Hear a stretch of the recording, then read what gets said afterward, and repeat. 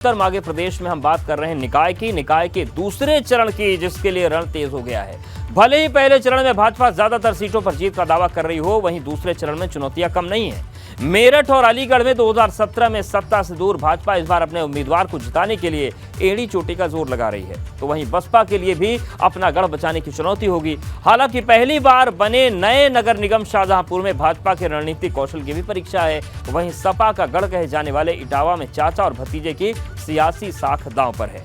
मुलायम की विरासत को बचाने की चुनौती है। हालांकि शिवपाल वहां पहले से डेरा डाले हुए हैं। ऐसे में सवाल यही है कि क्या निकाय का दूसरा चरण विपक्षी दलों के लिए अपना किला बचाने वाला साबित होगा।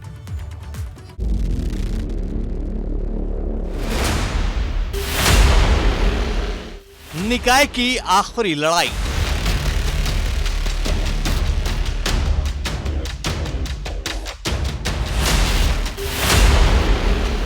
किला बचाने की बारी आई।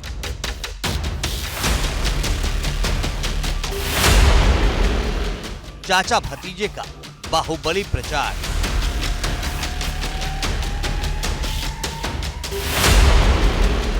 चुनावी युद्ध में अब आर या पार।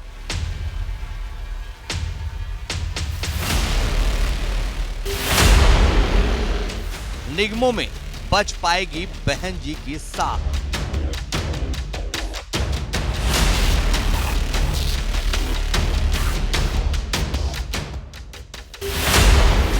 वोटर जिताएंगे या तोड़ देंगे विश्वास।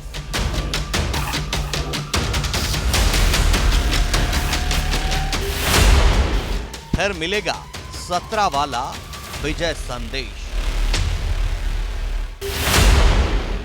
उत्तर मांगे प्रदेश।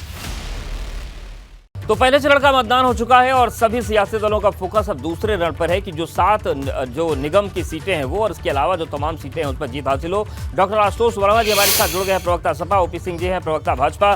हमारे साथ मेरठ से सनुज भी हैं, उनका भी रुख करेंगे।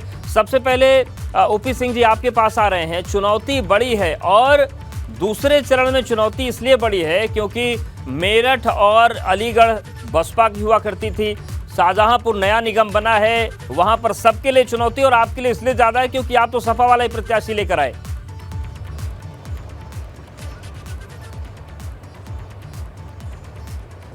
ओपी सिंह जी आपसे सवाल है।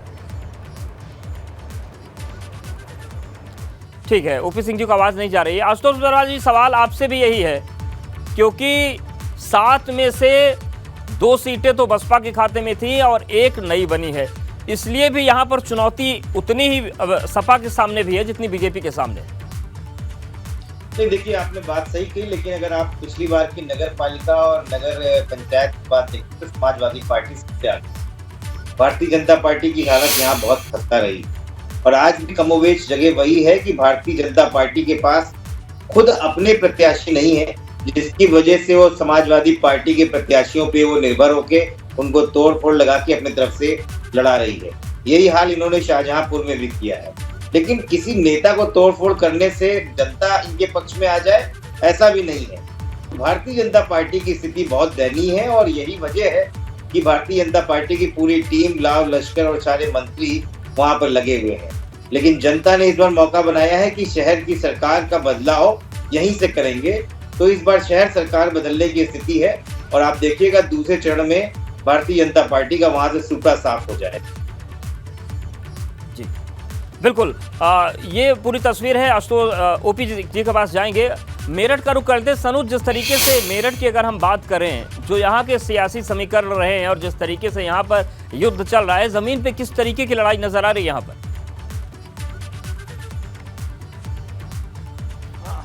देखिए, जमीन पर जो लड़ाई है वो बेहद दिलचस्प है। हर दल ये पूरी कोशिश कर रहा है कि मेरठ नगर निगम की जो कुर्सी है, महापौर की जो कुर्सी है, उस पर उसका प्रत्याशी जीत जाए, लेकिन प्रत्याशी को जिताना इतना आसान नहीं है। अगर मैं मेरठ की बात करूं तो मेरठ में अब तक जो भी नगर निगम के चुनाव हुए हैं वहां महापौर की कुर्सी पर या तो बीजेपी का प्रत्याशी जीता है या फिर यहां पर बीएसपी का प्रत्याशी जीता है। 1995 में मेरठ की सीट अस्तित्व में आई थी तो यहाँ अयूब अंसारी यहाँ से जो महापौर हैं वो बने थे।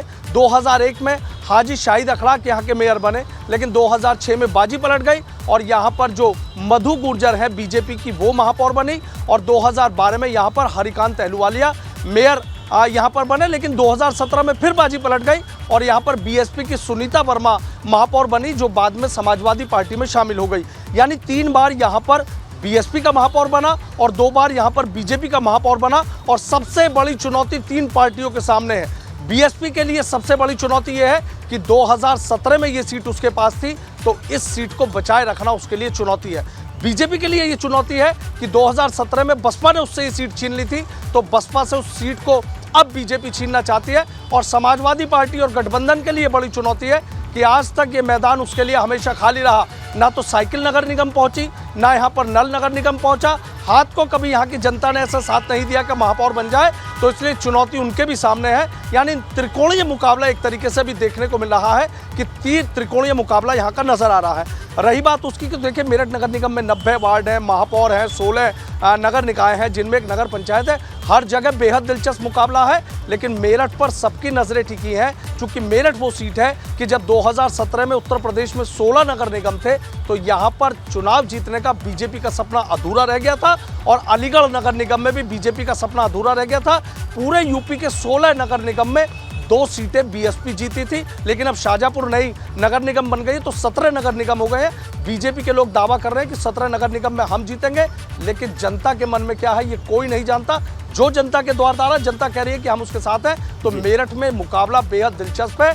इस चुनौती को स्वीकार सभी कर रहे हैं, लेकिन इस चुनौती से जो पार जाएगा वही मेरठ का बादशाह कहलाएगा। अब ये बादशाह कौन होगा, इस पर सबकी नजरें बिल्कुल निगाहें टिकी तमाम हैं। बड़े मुद्दे हैं, तमाम बड़े दावे हैं। डॉक्टर आशुतोष वर्मा जी, ये जो पूरे समीकरण है, खासतौर से अगर हम मेरठ की बात करें, अलीगढ़ की बात करें, मुस्लिम मतदाताओं की संख्या भी बहुत अच्छी है और माना जाता है कि वो आपका वोटर है। लेकिन मेरठ में बीजेपी ने लगभग 2 दर्जन प्रत्याशी जो मुस्लिम समाज के उनको उतार दिया। क्या आप मानते हैं कि ये जो संप्रदाय और जाति वाला फैक्टर होता है, ये रणनीति होती है, इससे बहुत सारी चीजें चुनौती बनाती हैं या चुनौती कम करती हैं?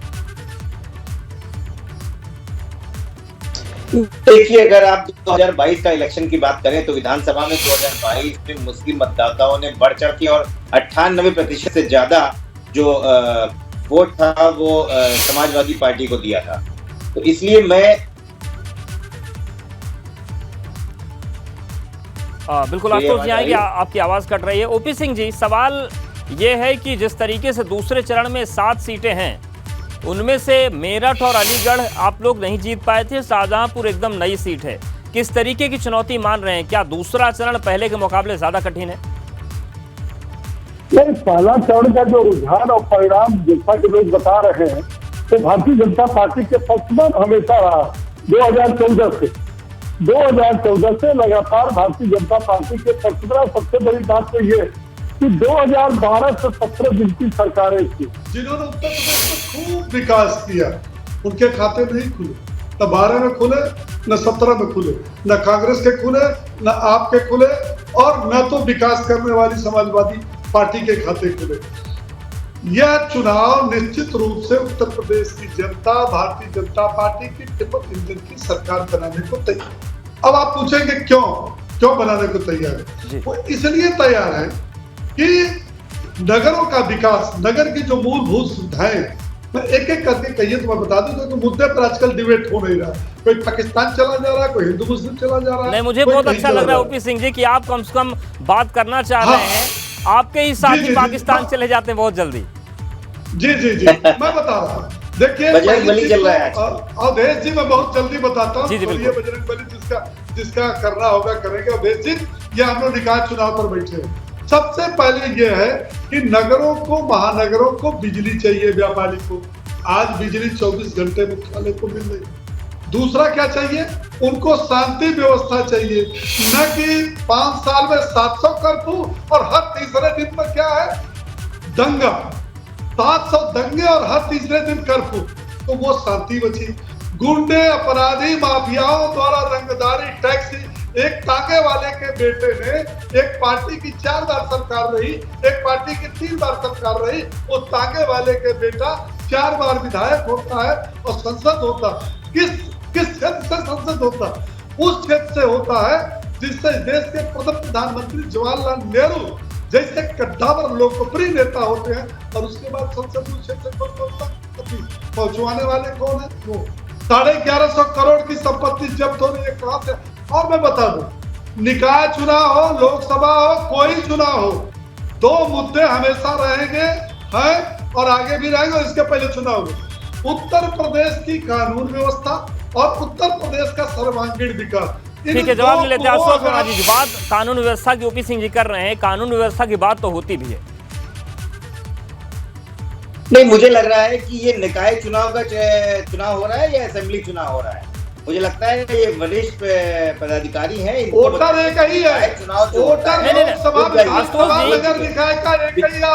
बिजली जो अपराधी है तो गली मोहल्लों में ही पाया जाता है आशुतोष जी। नाली नहीं, मैं बता रहा हूँ, बिजली, पानी, सड़क, नाली, सफाई, उसके बाद आता है ये राज्य की ये निकाय चुनाव की पूरी बात तो हुई नहीं। मैं वही तो बता रहा हूं, भारतीय जनता पार्टी मुझको समय नहीं दिया। भारतीय मैं तो जनता वही पार्टी बता रहा था कि आपने क्या किया है वो आप जानिए, जो हमने किया यहाँ पे लोग उनके साथ में खड़े नहीं है। पिछले भी निकाय चुनाव में जिस तरीके से आप मात्र कुछ वोटों से हारे थे और जिस तरीके से आपने अपने प्रशासन का दुरुपयोग किया है, उत्तर प्रदेश की जनता वो आपको सबक सिखाने जा रही है। नेता राष्ट्रीय अध्यक्ष अखिलेश यादव ने ये कह दिया कि निकाय चुनाव ये 2024 के लोकसभा चुनाव का सेमीफाइनल नहीं है। इसका मतलब कि ये अपने को आउट मानते हैं और आउट मानना भी चाहिए। जब सरकार थी तो खाते नगर निगम नहीं खुले, अब तो बहुत लेकिन ये आपकी हताशा बोल रही है और कोई परेशानी की बात नहीं है। तो विरासत में आज मिल गई, भी बजरंग बली और तमंचे पे चुनाव करना चाहते हैं, लेकिन आप हिंदू मुस्लिम का ध्रुवीकरण करके चुनाव करना चाहते हैं, लेकिन जो मूलभूत सुविधाएं हैं, बिजली, सड़क, नाली, सफाई, उस पे बात नहीं करना चाहते, क्योंकि आप जानते हैं कि लोगों की मुद्दों की बात करेंगे तो लोग आपको घर के अंदर वापस भेज देंगे। भारतीय जनता पार्टी की मुसीबत यही है कि धार्मिक उस पे जो है उसी के चुनाव आप दोनों के पास आएंगे, सनोज जी लगातार बने हुए उनके पास जाएंगे। यहाँ पर सवाल यही है कि जो दूसरे चरण की लड़ाई है उसमें कौन कितना पीछे और कौन कितना आगे है। ओपी सिंह जी, जो बात तमाम मुद्दों की हो रही है, लेकिन एक बात आशुतोष जी एक सवाल और भी उठा रहे थे कि आप लोग मुद्दों की बात करते हैं, लेकिन जब जनाधार की बात आती है तो उनको आपको प्रत्याशी वो उन्हीं का लेना पड़ जाता है शाहजहांपुर में। नहीं, अब इनकी पार्टी में डूबती हुई नाव पर तो कोई चढ़ता नहीं। अब इनकी पार्टी में भगदड़ मची हुई है और वो हमारी पार्टी में आ रहे हैं तो हम क्या करें, लेना तो हमारी मजबूरी है। हालांकि उनके आने या जाने से पार्टी तो अपना यथावत काम कर रही है। अब नगर निकाय की चुनाव देखिए अवधेश जी, 2022 का विधानसभा ऐतिहासिक 39 साल के रिकॉर्ड को तोड़ते हुए हमारी पूर्ण बहुमत की सरकार बनी, भारी बहुमत बनी। उसके बाद से हम निकाय चुनाव में लगे और निकाय चुनाव में हम जाते हैं तो करते क्या है, निकाय चुनाव में हम अपनी सरकार के 6 साल की रिपोर्ट काट देते हैं। आपने आज तक देखा सपा बसपा कांग्रेस को जिन्होंने अपने 4 बार 3 बार की सरकार की रिपोर्ट कार्ड लेके गए, केवल इसके हिंदू मुस्लिम, केवल इसके 184 इनकाउंटर हुआ, वो मजहब देख करके, जाति देख करके, धर्म देख के इनकाउंटर हुआ। ठीक है, चलिए जवाब लेते हैं डॉक्टर आशुतोष वर्मा जी। ये तमाम जो चीजें ओपी सिंह जी वो तो ही हैं, लेकिन आपके राष्ट्रीय अध्यक्ष ने पहला चरण खत्म होते ही कहा कि धांधली हो गई, तो क्या ये माने कि ये कहीं ना कहीं कुछ संदेह उठने लगा, क्योंकि धांधली ईवीएम का हवाला तभी दिया जाता है जब आशंकाएं उत्पन्न होने लगे। नहीं, ऐसा नहीं है। देखिए, पहले तो मैं एक बात साफ कर दूं कि ये जो जुम्मा अभी 6 साल में सरकार में आए हैं, वो सीख किसको दे रहे हैं, जो उत्तर प्रदेश में 4 बार सरकार बना चुकी। तो ये नसीहत अपने पास रखिए कि आपकी पूर्ण बहुमत की सरकार आ गई है, हम बना के छोड़ चुके हैं। तो ये मत बताइए कि समाजवादी पार्टी का कैडर कैसा है। समाजवादी पार्टी का कैडर जमीन पे है, हम नेता बनाते हैं, आप तो जो है आयात करते हो दूसरे जगह से, और कैसे करते हो वो भी पता है। सवाल पूछ रहे हो, जवाब दीजिए। जो सवाल पूछ रहे हैं, तो आपका राष्ट्रीय अध्यक्ष जो है वो पिता की जबरदस्ती गद्दी लेकर के बैठा है। कौन सा लोकतांत्रिक तरीके से अखिलेश यादव जो है पार्टी के राष्ट्रीय अध्यक्ष बने हैं। मुलायम सिंह के जिंदा रहते पूरा देश ने देखा किस प्रकार से कौन सा होता है भैया, आप लोगों ने करके उतार दिया।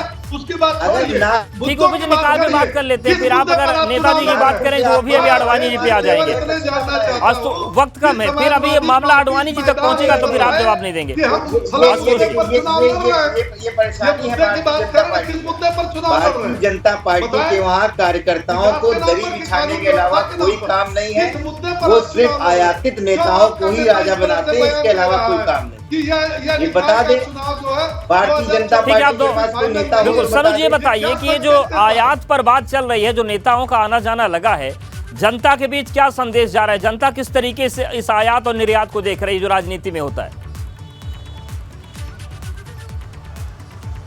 हाँ देखिए, बिल्कुल जिस तरीके की तमाम बातें, तमाम दावे, तमाम चीज़ें कही जा रही है, जनता बेहद नज़दीक से और बेहद करीब से देख रही है कि माहौल क्या है।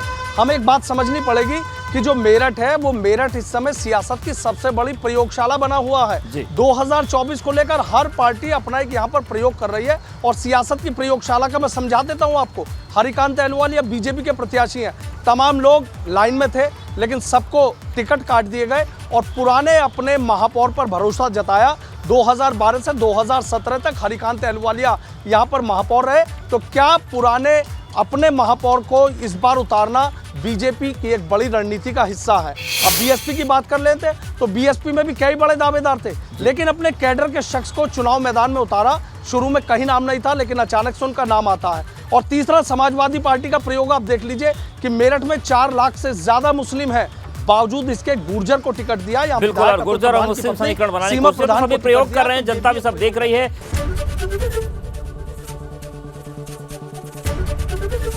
एबीपी गंगा, खबर आपकी, जुबान आपकी।